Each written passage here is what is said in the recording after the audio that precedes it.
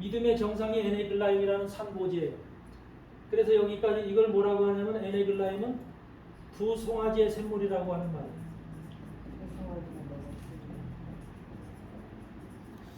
암소 좀. 이거는 작은 염소의 샘물이라고 그랬죠? 네.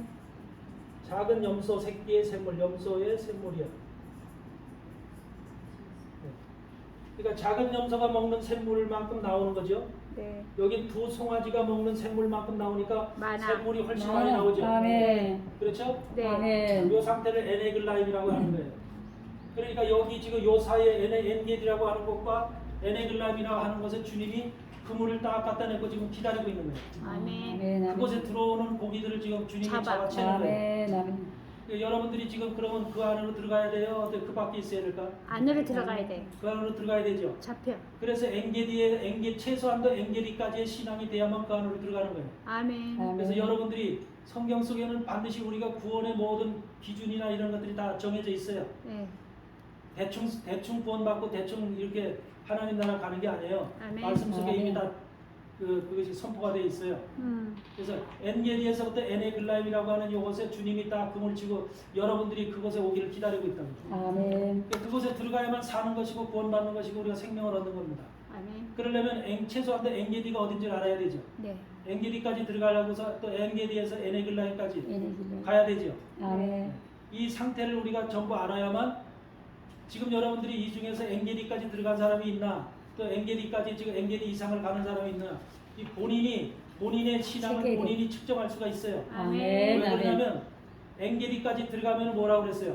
아까 절대 사단이 공격을 못한다고 오빠 그랬잖아요. 아멘. 아멘. 아멘. 절대 사단이 나의 삶 속에서 나의 목회 속에서 나의 이 모든 인생 모든 과정 터치를 속에서 못해. 그때서부터는 절대 공격이 없어요. 아멘. 아멘. 근데 어떤 사람들은 계속 목사고 뭐고 계속 공격받아요. 공격하는 사람들이 있어요. 맞아. 사방에서 질병 걸리는 사람도 있고요. 아멘. 병 걸려서 안 걸려서 죽는 사람도 있고 별의별 사람 다 있죠. 아멘. 아멘. 그 다 공격받는 거예요 사단한테.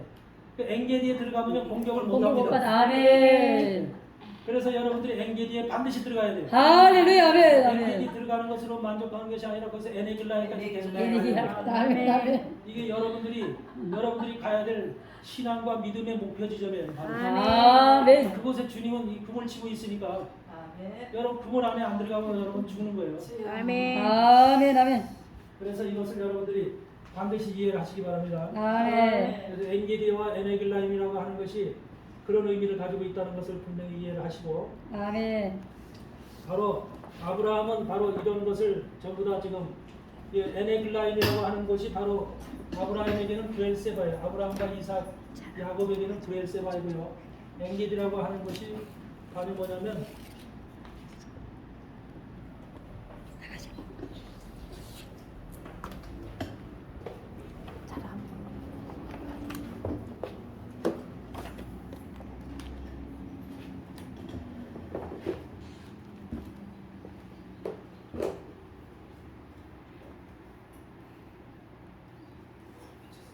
이 엔겔이라고 하는 곳은 아까도 얘기했다시피 부엘라 헤로이에요. 창세기에서는 그것을 부엘라 헤로이, 부엘세바 이렇게 표현하고 있어요. 네. 그리고 우리 예언서에서는 이렇게 엔게디하고 에네글라임이라는 말로 표현하고 있는 거예요. 그래서 여러분들은 신앙 속에서 여러분 아브라함과 이삭과 야곱이 전부 다 아브라함과 이삭과 야곱이 전부 다 어디서 살았어요? 애굽의 요셉에 의해서 애굽으로 건너가기 전까지 살았던 장막 쳐서 살았던 곳이 어디입니까? 거기가 아브라함과 이삭과 야곱이 부엘세바예요. 부엘세바. 부엘세바에서 살았죠. 네. 그 조상세 아브라함, 이삭, 야곱이 전부 다 부엘세바에서 살았습니다. 그래 그들의 신앙의 목표는 하나님이 정해놓은 신앙의 목표 지점은 어디였냐면 가나안 땅에서 부엘세바였던 거예요. 7개의 우물. 그래서 아브라함은 그 7개의 우물까지 부엘세바까지 가기 위해서 스스로 하나님의 인도함을 받아 스스로 개척을 한 것이고 거기에서 아브라함이 죽고 난 이후에 이삭은 홍수가 이제 흉년이 생겨서 애굽으로 가려고 그러니까 하나님이 애굽으로 가지 말아라. 그랄 땅에 머무러라. 그래서 그랄 땅에서 100배의 축복을 줬어요. 100배의 축복을 줬죠. 그런데 100배의 축복을 받으니까 그랄 족속들이 어떻게 해요? 너는 우리보다 강성하니 우리를 떠나라. 그렇게 얘기를 하죠. 그랄 왕이. 그래서 그랄 골짜기로 들어가죠. 거랄 골짜기에서 샘물 파는 일을 하잖아요. 여러분 그걸 아셔야 돼요. 이삭이 샘물을 파기 전에요. 거랄 사람들이 먼저 뭘 하죠? 아브라함이 팠던 우물, 거랄에서 아브라함이 팠던 우물들이 있거든요. 이걸 전부 다 메꿔버리죠. 아브라함이 팠던 우물들 전부 다 메꾸죠. 이게 바로 뭐냐면 우리가 신앙생활을 하기 위해서는 우리 선조들이, 우리의 믿음의 선조들이 먼저 갔던 길이 있어요. 네. 아브라함이 갔던 길을 우리가 전철을 밟아서 가야 되거든요. 우리가 어느 방향, 어느 길로 가야 될지 몰라요.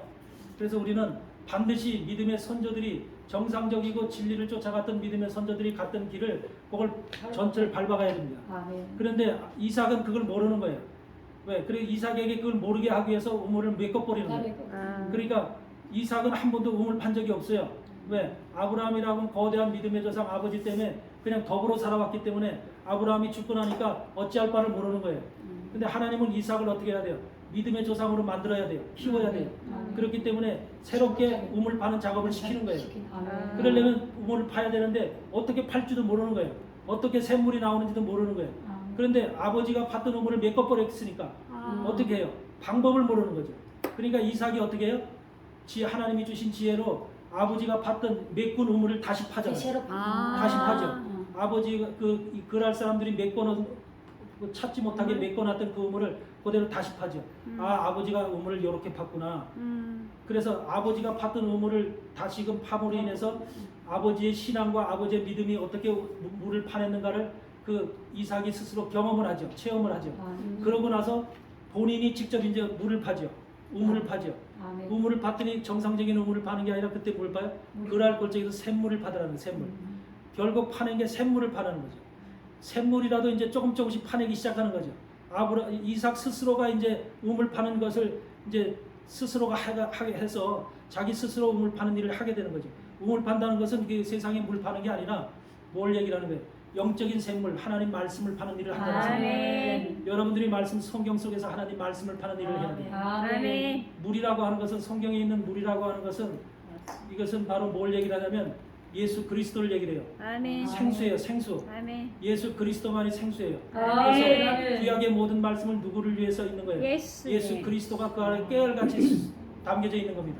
그래서 우리는 구약의 말씀 속에서 예수 그리스도를 찾아내는 것, 예수 그리스도를 발견해내는 것이 너무너무 중요한 겁니다. 아멘. 그것이 바로 우리가 구약을 바르게 보고 이해하는 방법이죠. 구약을 이스라엘의 역사다 이렇게 보면 안 돼요. 네. 그래서 구약 속에는 하나님의 비밀이라는 것이 엄청나게 숨겨져 있습니다. 아멘. 여러분들 성경을 보실 때 이해할 점이 있는데 그것이 뭐냐면 나무가 이렇게 있어요. 나무가.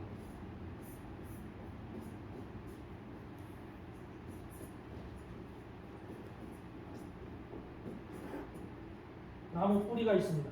네.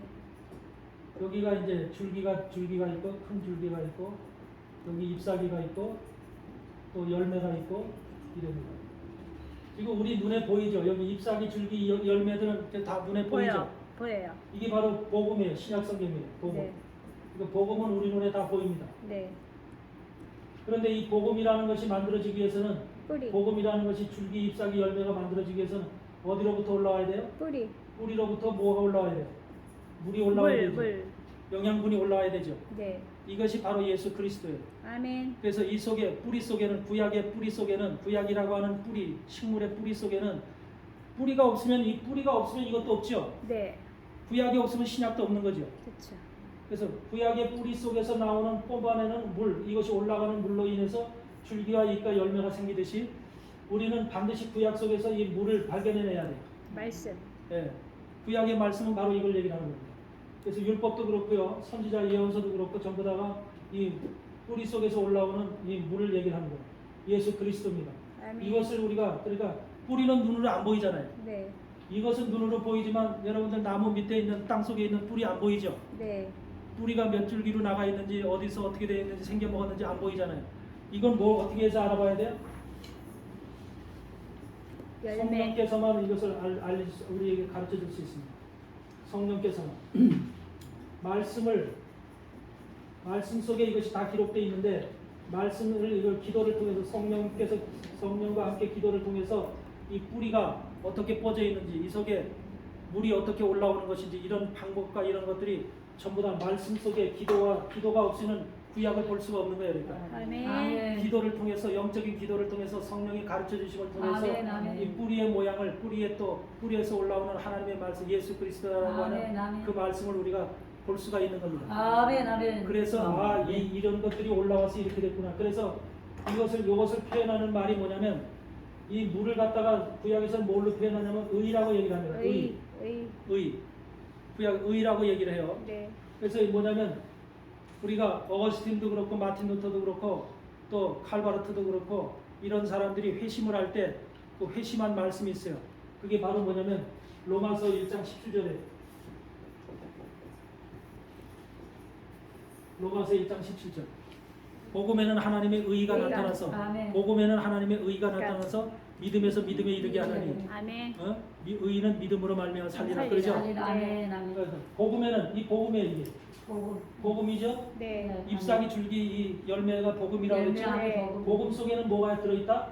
의. 의가 나타나서 하나님의 의가 이 속에 있는 의가 여기 나타났다는 거예요. 네. 의가 나타나서 요거를 발견했을 때 믿음에서 믿음으로 성장한다는 소리예요. 믿음이. 아멘, 그러니까 아멘. 믿음이 성장하는 것이 믿음 주세요라고 해서 성장하는 게 아니라 하나님 말씀 속에서 복음 속에 들어있는 구약의 말씀, 의, 예수 그리스도를 발견해냈을 때, 아멘, 아멘. 찾아냈을 때, 그러니까 이것을 이 잎사귀에서 의를 발견해내려면 요 안에 있는 요 자체 가지고는 발견이 안 돼요. 안 돼요. 요것이 요 뿌리에 있는 요것과 연결이 돼야 돼요. 서로 연결돼. 아멘. 아멘, 아멘. 아셨어요? 아멘, 아멘. 구약의 말씀과 연결이 돼야만 그 속에서 의가 나와요. 아멘. 의가 아멘, 아멘. 발견되어지는 거예요. 아멘. 그래서 복음 속에는 하나님의 의가 나타나서 할렐루야, 아멘, 아멘. 그래서 그것이 바로 믿음에서 믿음에 이르게 한다. 믿음이 아멘. 믿음이. 아멘, 아멘. 요 말씀으로다가 바로 마틴 루터도 그렇고 칼바르트도 그렇고 이런 사람들이 전부 다 회심을 하게 된 거예요. 아멘.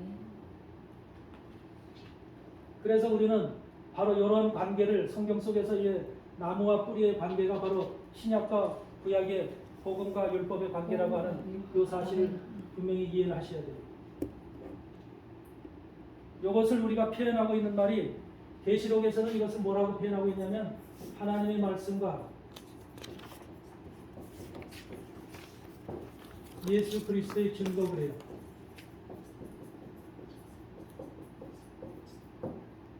하나님의 말씀과 예수 그리스도의 증거. 성경 속에서 유일하게 하나님 말씀과 예수 그리스도의 증거가 반복적으로 나오는 것은 계시록밖에 없어요. 아멘. 그럼 하나님의 말씀은 뭐예요? 예수 여러분들 계시록 1장 3절을 보세요. 계시록 1장 3절을 보면 그 사도 요한 자기 자신을 뭐라고 얘기하느냐? 하나님의 말씀과 예수 그리스도의 증거를 가진 자라고 얘기를 하죠. 아멘.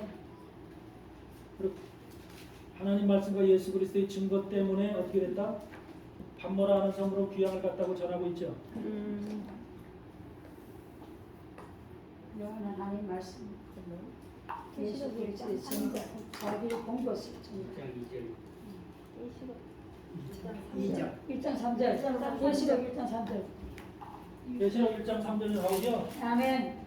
그 한번 읽어보세요. 시작. 요한은 하나님의 말씀과 예수 그리스도의 증거 곧 자기의 본 것을 다 증거하였느니라. 네, 거기 하나님의 말씀과 예수 그리스도의 증거 그러면서 증거. 아멘. 이것을 자기의 본 것이라고 해요. 자기 본 것. 본 것이라는 것은 아멘. 아는 것을 얘기를 한다는 거예요. 할렐루야. 알았다는 거예요. 하나님 말씀이 무엇인지 아멘. 예수 그리스도의 증거가 무엇인지를 알았다는 거예요. 아멘, 아멘. 그래서 이것이 계시록 그러면서 9절에 보면 거기 또 뭐라고 나와요. 사도 요한이 고백하는 게 자기가 나 귀한 요한은 만 내 원에 경계요 예수의 환난과 나라와 참여한 동참하는 나라 하나님의 말씀과 예수의 증거를 위하여 반모라 하는 섬에 반모라 하는 사람이 귀함을 갖지요. 귀함을 간 이유가 뭐였어요? 하나님 말씀과 예수 그리스도의 증거로 인하여 위해서. 증거 때문에 귀함 간 거예요. 그게 반모. 그러니까 하나님의 말씀과 예수 그리스도의 증거 이것을 가지고 있어야만 바로 이것을 가지고 순교를 당해야 될 진정한 순교자가 되는 거예요. 이걸 가지고 있어요. 순교자가 그냥 가서 그리스도 믿다가 가서 목 잘려서 죽었다고 해서 순교자가 되는 게 아니라 하나님이 인정하시는 순교자는 하나님의 말씀과 예수 그리스도의 증거를 가진 자. 아멘, 아멘. 그래서 거기 5장에 보면 나와 계시록 5장에 또 하늘에서 신원하는 자들이 나와요. 아멘. 하늘에서 하나님 앞에 성전 앞에서 신원하는 자들이 나오는데 그 신원하는 자들이 뭐라고 그러냐면 하나님 말씀과 예수의 증거로 인하여 목장입을 받은 자들, 목배임을 받은 자들의 영혼들이 하나님 앞에 신원하여 가라되 저 땅에 거하는 자들 언제 심판하여 주지 아니하시나이까 이렇게 얘기를 하죠. 그들도 뭐 때문에 죽었어요? 하나님 말씀과 예수 그리스도의 증거 때문에 죽은 거예요. 아멘. 그러면 여러분들도 아멘. 그 성경에 보면 계시록에 여러 번 나옵니다. 그게 그러면은 하나님 말씀과 예수 그리스도의 증거가 무엇인지를 분명히 알아야 돼요. 이 시대의 종말에 우리에게 필요한 것이 바로 이 하나님 말씀과 예수 그리스도의 증거예요. 그럼 이 하나님 말씀이 뭘까 봐요. 하나님 말씀이 뭘까? 말씀이요? 여러분 그걸 영생이요. 아셔야 되죠. 우리 히브리서 11장을 보면은 믿음의 믿음은- 조상들에 대한 기록이 나오죠. 조상들이 아멘. 거기서 보면 히브리서 11장 1절에 나오는 것이 뭐예요? 믿음은 믿음은 바라는 바라는 것들의 바라는 실상이요 것들의 보지 실상이요, 못하는 보지 못하는 것들의 것들의 증거니라. 길의 거기서 신이다리니. 그거를 여러분들 어떻게 해석하고 있었어요 지금까지? 바라는 것들의 실상이요 보지 못하는 것의 증거니라고 지금 그것도 수많은 부흥성에서 부흥사들이 얘기하는 소리잖아요. 네, 주제 중에 하나죠. 네, 그러면 그걸 갖다가 어떻게 이해하고 해석하고 이렇게 설교를 들었어요. 바라는 것들의 보지 못하는 것들의 증거, 바라는 것들의 실상 그렇게 얘기를 하고 있는데 그거 지금 어떻게 이해를 하고 있습니까? 믿음은 보이지 않지만 내가 바라는 대로 다 된다. 예수 그리스도 이름으로.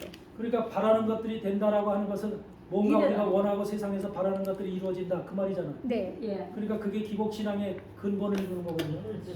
우리가 원하는 것들을 우리가 기도하고 바라면 그대로 되어진다. 그렇게 해서 그걸 놓고 계속해서 뭐 한 달이고 두 달이고 세 달이고 1년이고 계속해서 기도하니까 그게 이루어졌다. 아 바라는 것들이 이루어졌구나.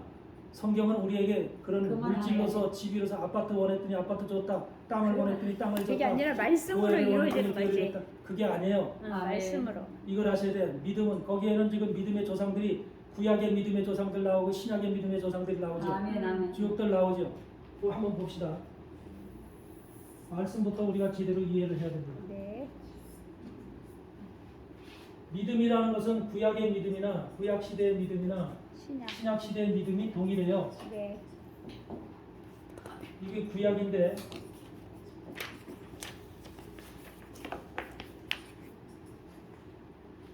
여러분 보세요.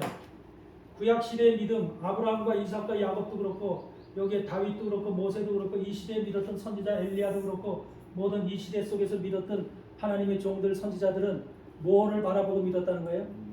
바라는 것들의 실상. 뭐예요? 바로 예수 그리스도를 얘기하는 거예요. 네, 예수 그리스도가 실체로 실체. 육신을 입고 네, 이 땅에 육신의 몸으로 이 땅의 실체를 입고 오실 내려왔어요. 것을 믿었다는 거예요. 네, 아멘. 구약 시대 그 믿음의 조상들. 그래서 예수님이 육체를 입고 이 땅에 오시면 자기네들의 모든 죄가 속죄되고 자기네들의 모든 음부에서 고통받던 그런 영혼들이 전부 다 하나님 앞에 구원받을 것이라고 하는 이 그것을 믿음을 믿었다는 거예요. 아멘. 그러니까 이때 예수님은 나타나지 않았지만 이 시대에 믿었던 사람들이 전부 다 예수님이 올 것을 보고 믿었다는 거예요. 올 거를 보고. 그렇죠. 이걸 보고 믿었다는 거예요. 네, 그러니까 이때도 전부 다 여기를 향해서 믿음을 생활을 한 거예요. 예수님을 향해서. 앞으로 뭐 500년 후에 1000년 후에 오실 예수님. 그분이 어떻게 오세요? 그냥 혼으로 영으로 다 잠깐 왔다 가시는 분이 아니라 우리 같은 육체를 입고 오셔서 우리를 위해서 십자가에서 죽으실 것을 이미 이들이 알았다는 거예요. 네, 그거를 구약 성경에서 말씀하는 거예요. 구약 성경에서 전부 다 기록이 전부 다 그걸 얘기를 하는 거예요. 네, 그래서 육신을 입고 오신 예수님을 이것을 믿음. 아 이제 그러니까 다윗도 그런 거죠. 다윗도 밧세바의 그 우리아의 남편을 갖다 죽였죠. 네, 우리아라는 그 사람을 죽였잖아요. 밧세바 남편이 우리아지요. 네, 우리아를 죽여서 적진 앞에 나가서 의도적으로 죽게 했죠. 네, 그게 바로 다윗의 죄죠. 근데 다윗도 고백하잖아요. 뭐라고?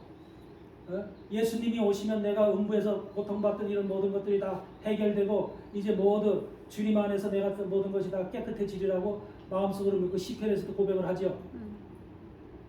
여러분 구약 시대 모든 믿음의 조상들은 바로 요거를 보고 믿었던 거예요.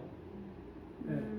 그래서 이것을 믿음은 바라는 것들, 바라는 것이 뭐예요? 바로 예수님이 십자가 오셔서 네. 십자가 지시고 돌아가실 것, 이게 바라는 거예요. 네, 이것을 보고 믿었다는 거예요. 네, 복음을 믿었죠. 그런데 이 신약에 보지 못하는 것들의 증거니 보지 못하는 것. 보지 못하는 것들의 증거니 이런 말을 쓰죠. 네. 신약 시대 사람들은 이미 예수님이 2000년 전에 여기서 우리는 이 시대에 살고 있잖아요. 네. 지금 이 시대에 살았던 사람은 예수님이 십자가 지고 이미 한번 돌아가시고 올라가셨잖아요. 네. 그러니까 이 시대 사람들은 다시는 주님이 십자가 지실 것을 볼 수 있어요, 없어요? 못 봐. 뭘 통해서만 알아요? 말씀. 제자들이 전해주는 말씀이죠. 네. 바로 증거의 말씀이죠. 네. 증거의 말씀을 통해서 이 기록을 통해서만 우리가 예수님이 내 죄를 위해서 죽으셨구나. 예수님이 죽으셨으니까 내가 이거를 믿으면 내가 사는 거로구나 라고 하고 예수님의 제자들이 그래서 예수님을 우리 사도행전 1장 8절에서 예루살렘과 유대와 사마리아 땅끝까지 내 증인이 되리라고 했죠. 네. 제자들에게 그 명을 하고 올라가셨잖아요. 네. 바로 증인이라는 것을 증거하기 위해서 증거하는 자들이 증인이잖아요. 아멘. 주님이 하신 일을 증거하는 자, 이 증거를 보고 믿는 거예요. 이 시대 사람들은 증거를 보고 믿는 것이고 믿음을 갖는 것이고 이 세대 사람들은 보지 주님이 못하고. 오실 것을 이것을 있는 거. 실상으로 오실 것을 믿고 믿는 거예요. 이 사람들은. 네. 그래서 이 사람들의 믿음이나 이 사람들은 우리는 보지 못해요. 앞으로 보지 못하지만 이 제자들을 통해서 증거한 그 증거의 내용 그것이 바로 바울 서신서부터 다 그런 것들이죠. 네. 증거를 통해서 예수가 나를 위해서 죽었구나. 아멘. 십자가 지셨구나. 내가 그래서 아멘. 이것을 믿으면 구원을 받겠구나. 라고 하는 것을 믿는 거죠. 그것을 얘기하는 거예요. 바라는 것들의 실상 그러면 구약시대 사람들을 얘기하는 것이고 보지 못하는 것들의 증거니 하는 신약시대 사람들을 얘기하는 거예요. 그래서 믿음이라는 예수 그리스도 요 한 분을 놓고 이 시대 사람들이 보는 관점과 이 시대 사람들이 보는 관점이 달랐다는 거죠. 네. 아멘. 이해되세요? 네. 근데 교수님, 유대인들은 메시아를 기다리잖아요. 메시아를. 예. 근데 우리가 보는 그 예수 그리스도의 와 그들의 메시아 간이 다른 것 같아요. 메시아는 그러니까 이때 다윗이라든지 모세라든지 아브라함이 이삭과 요셉이라든지 이런 성경에 나오는 엘리야라든지 엘리사 이런 주인공들은 성경의 주인공들은 우리와 같은 메시아관이 똑같아요. 그런데 이스라엘 백성들이 바리새인들이 메시아관이 다를 뿐이에요. 그래서 그분들이 보이는. 네, 그래서 그분들은 전혀 그 메시아 우리가 믿는 메시아관이 아니죠. 아멘. 그래서 지금 그들은 새로운 메시아를 기다리고 있죠. 그들이 기다리는 새로운 메시아가 곧 뭐냐면 적그리스도예요. 그래서 메시아는 그들이 적그리스도는 그들이 만들어내는 거예요. 솔직한 얘기로 유대인들이 만들어내는 겁니다. 그래서 우리는 지금 순수하게 메시아관이 우리에게는 2000년 전에 메시아가 왔잖아요. 그때 아브라함도 그렇고 구약시대 선지자들은 전부 다 우리와 동일한 메시아관을 가지고 있어요. 아멘. 성경에 있는 믿음의 조상들은. 그런데 바리새인과 서기관들, 율법사들 이런 사람들은 전혀 우리와 다른 메시아관을 가지고 있어요. 지금 유대인들을 바라봐도 그러더라고요. 그렇죠. 전혀 다르죠. 네, 지금 유대인들이 보니까 메시아를 기다리는데 우리가 예수 그리스도의 메시아와 그 사람들은 전혀 상관없는 전혀 다르죠. 메시아를 기다리고 있더라고요. 그래서 그 뭐라 그래요? 그들의 밥상을 갖다가 밥상에다가 여러 가지 펼쳐놨는데 그걸 보지 못한다. 그들의 눈이 가려서 보지 못한다. 그러잖아요. 그래서 우리가 모세가 시내산에 올라갔다 말씀을 받고 내려오니까 빛이 비치니까 얼굴에다 수건을 가렸잖아요. 고린도후서 3장에 나오듯이 여기서 이렇게 얼굴에 수건을 가리니까 뭐라 그래요? 이스라엘 백성들이 그 수건을 보고서 모세를 두려워하잖아요. 그래서 그것을 표현하는 말이 뭐라 그래요? 수건이 예수 그리스도 안에 들어오면 이것이 벗겨질 것이다. 수건이 예수 그리스도 안에 들어오면 벗겨질 것인데 이것이 예수 그리스도 안에 그들이 아직까지 들어오지 않기 때문에 이것이 벗겨지지 않는 거죠. 율법의 수건이죠. 그쵸. 율법의 수건이 그들의 눈을 가리고 있고 그들의 마음을 가리고 있는 거죠. 그게 바로 지금도 저 유대인들 속에는 동일하게 지금 영향을 미치고 있는 거죠. 그러니까 저들은 주님이 저들의 때가 될 때까지 저들은 닫혀 있어요. 눈과 마음과 귀가 닫혀 있어요. 우리가 그러잖아요. 우리 신명기 29장 4절을 보더라도 뭐라 그랬어요? 하나님께서 저들의 눈을 가리우시고 귀를 먹게 하시고 마음을 닫혀놨다고 그러잖아요. 저게 하나님께서 이스라엘 백성들을 향해서 그러니까 그거는 로마서 11장 25절에 있는 것처럼 이방인의 충만한 수가 들어오기까지 저들을 완곡케 하신 것이라 완악하게 하신 것이라 그러자 이방인에게 하나님이 원하시는 충만한 수가 있어요. 이방인이 충만한 수가 들어올 때까지 하나님 기다리시는 거죠. 그리고 이방인에게 충만한 수가 들어왔다고 하나님 안에서 우리는 그 숫자를 모르지만 하나님은 알고 계실 거 아닙니까? 아멘. 그 수가 들어오면 이제 이방인의 복음에 그것이 끝이 나죠. 그러면 아멘. 그 복음이 어디로 넘어가요? 그때서 이제 유대인에게 넘어가서 넘어가요. 유대인의 그 닫혀 있는 눈이 열리고 귀가 열리고 열리고, 아멘. 마음이 아멘. 열리면서 아멘. 복음을 받아들이게 되는 거죠. 그것이 바로 하나님의 순서기 때문에 성경은 우리한테 그렇게 얘기를 하고 있는 거죠. 아멘. 저들이 닫혀 있는 건 당연한 것입니다. 아멘. 아멘. 그런데 우리는 항상 종말에는 하나님은 유대인의 하나님도 아니고 이방인의 하나님도 아니에요. 유대인과 이방인의 다 하나님입니다. 나야. 어떤 쪽의 하나님은 독단적인 하나님이 아니세요. 아멘. 하나님은 이 땅을 창조하신 분이고 모든 인생들의 하나님이고 아버지이기 때문에 아멘. 모든 인생들의 아버지시에요. 아멘. 그렇기 아멘. 때문에 유대인들은 유대인의 하나님이라고만 자기네들이 그래요. 주여. 근데 절대적으로 그렇지 않습니다. 로마서 2장 9절에 보면은 뭐라고 되어 있어요? 여러분 유대인이에요, 아니에요? 여러분 유대인입니까, 아닙니까? 아니에요. 아닙니다. 유대인 아니에요? 원래 지금 믿음 유대인일 수도 있고 아닐 수도 있고. 우리가 육체적으로 보면 유대인 아니에요. 실제는 육체적으로는 아니죠. 이방인이에요. 육체는 이방이죠. 당연히죠. 믿음으로. 근데 뭐라 그래요? 음. 로마서 2장 9절에서 로마서 2장 9절 펴고 읽어보세요.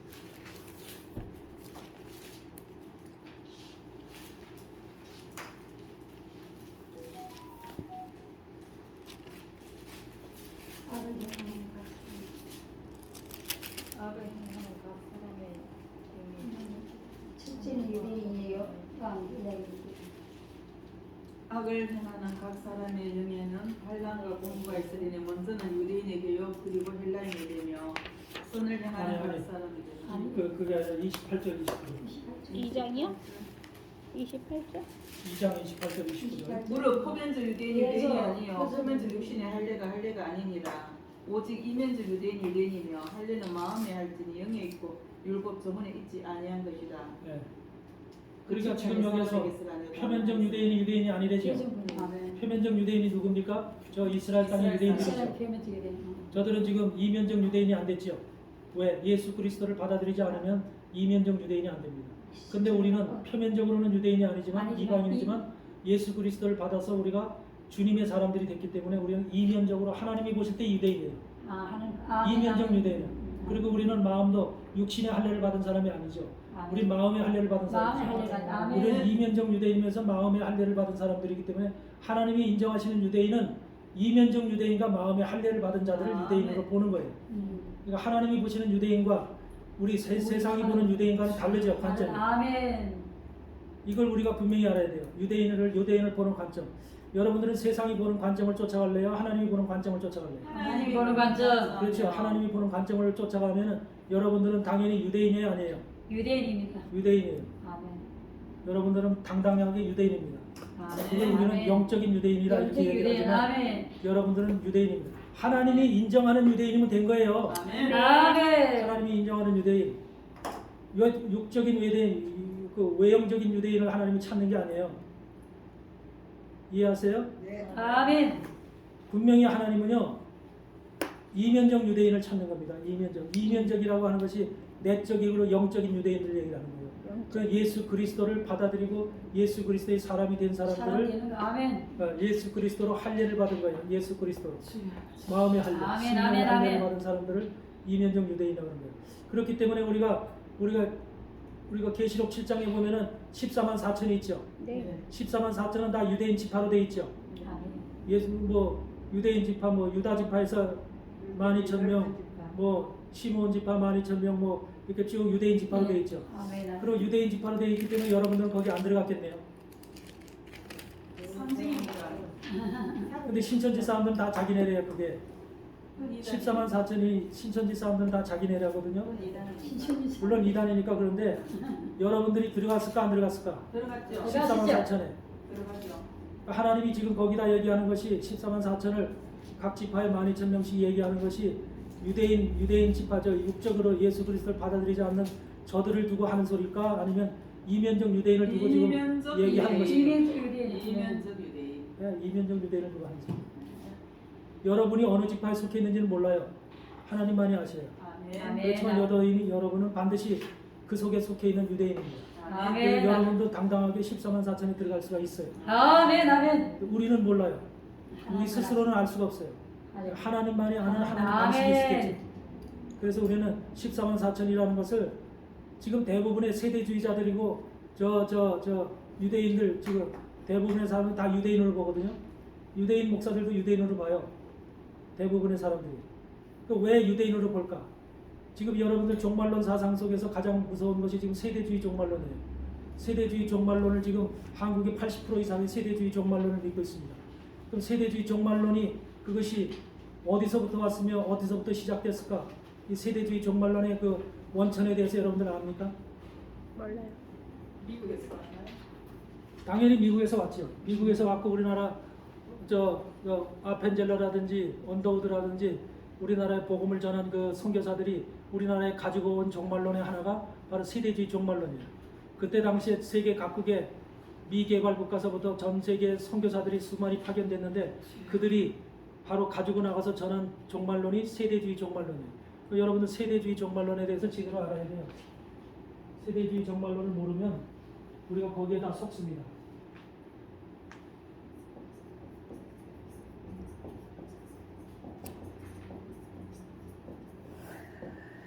세대주의 종말이라고 하는 것은 어디서부터 뭐냐면은 이게 사실은 카톨릭 종말론이에요.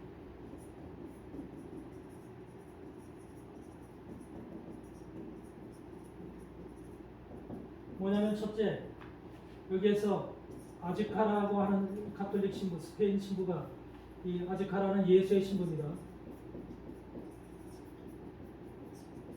예수의 신부가 쓴 과거주의 종말론,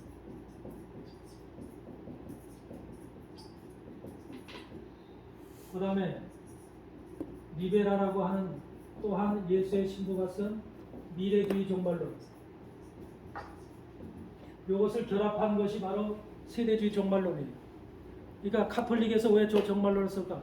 카톨릭에서 이것을 과거주의 종말론, 미래주의 종말론을 언제 썼냐면 우리가 종교개혁을 1517년에 종교개혁했죠? 예. 1517년에 종교개혁을 하고 1540년에 뭐가 생겼어요?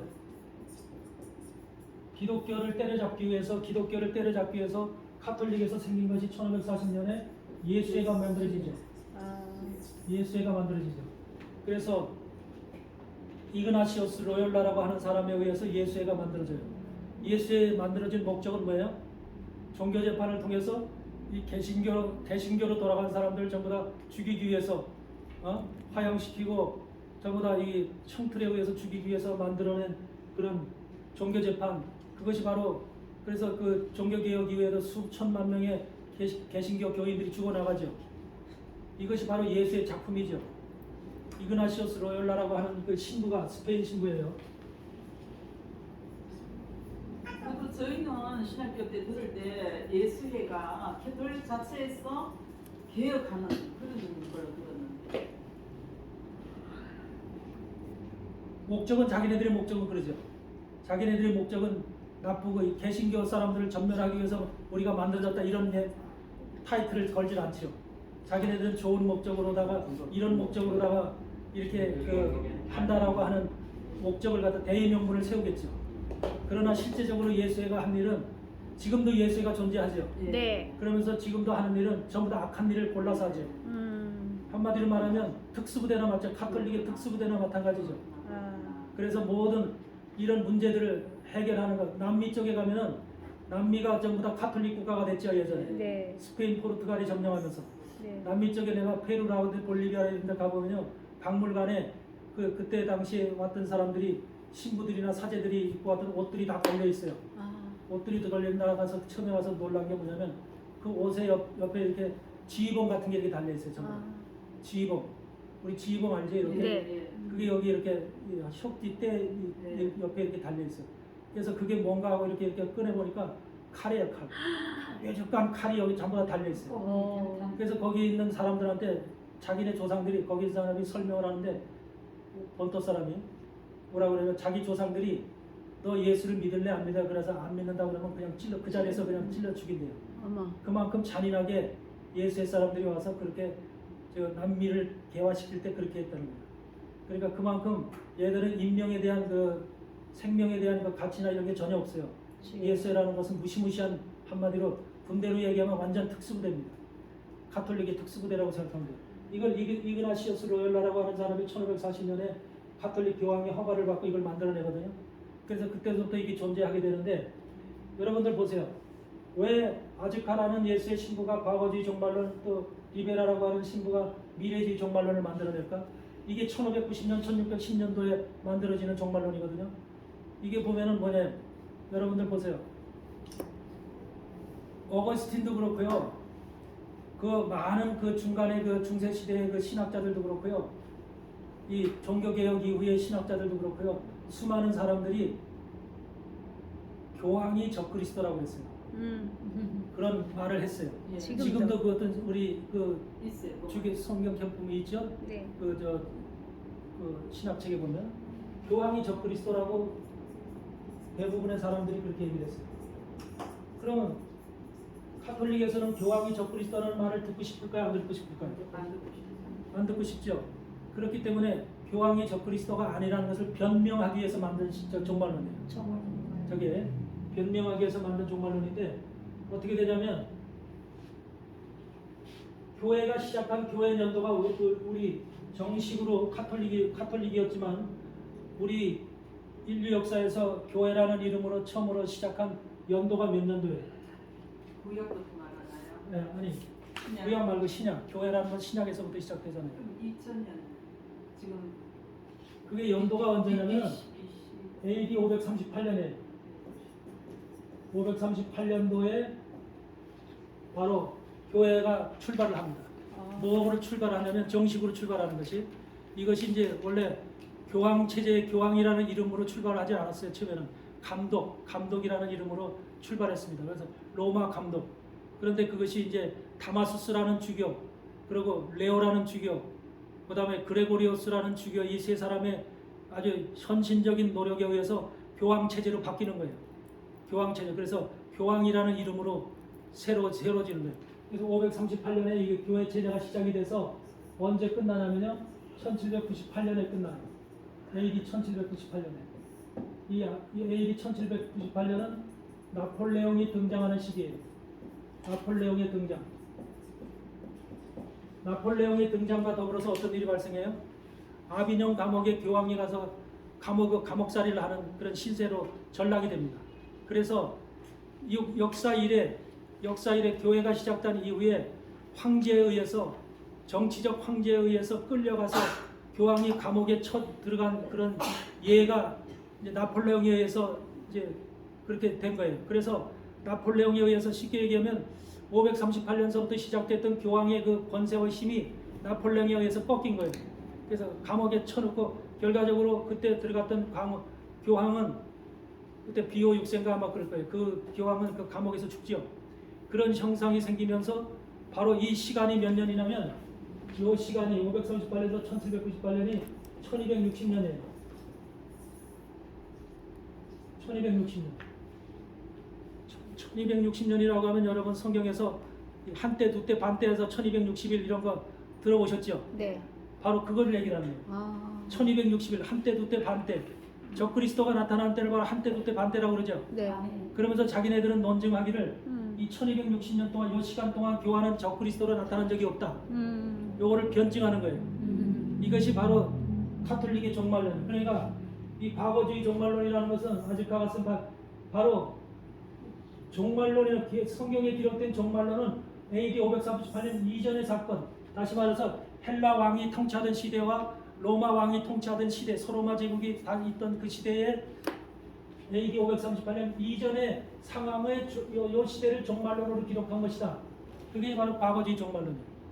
그리고 미래주의 종말론은 나폴레옹 시대 이후에 요 시대 이후로 바로 종말이 나타날 것이다. 근데 자기네들이 교황이 감옥석 가기 그 전까지는 한 번도 그런 적이 없다.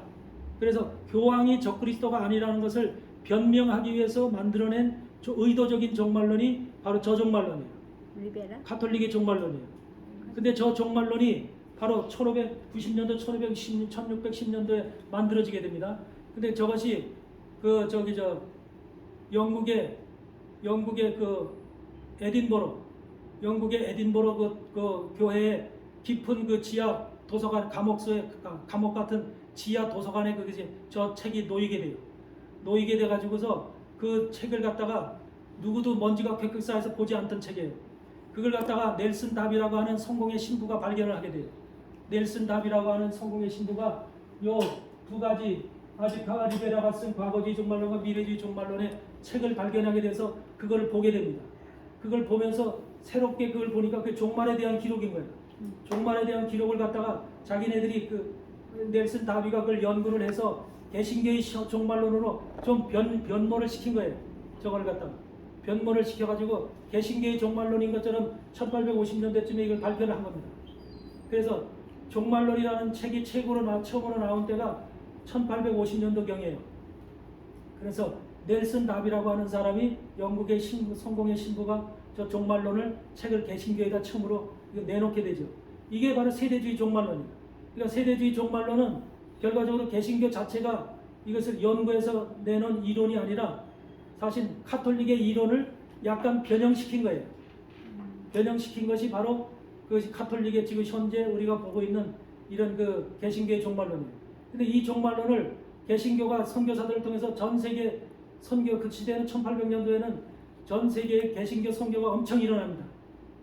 엄청 일어나면서 전 세계 아프리카고 남미고 아시아 쪽에서 선교들을 많이 할 때 파도 그때 어떻게 하냐면 저 종말론을 다 들고 나가요.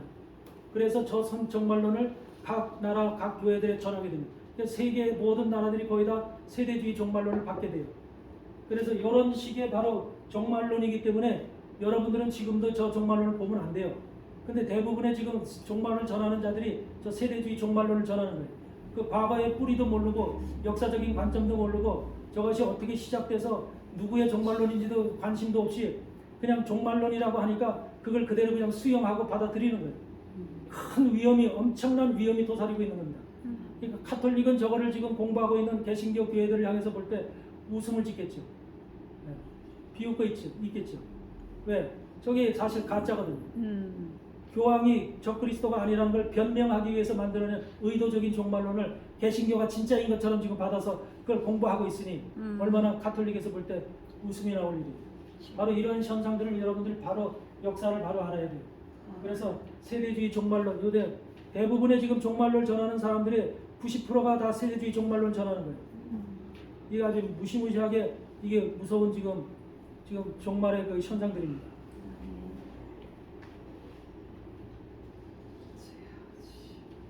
잠깐 쉬었다 해도 안 돼. 좀 칠거 없어요.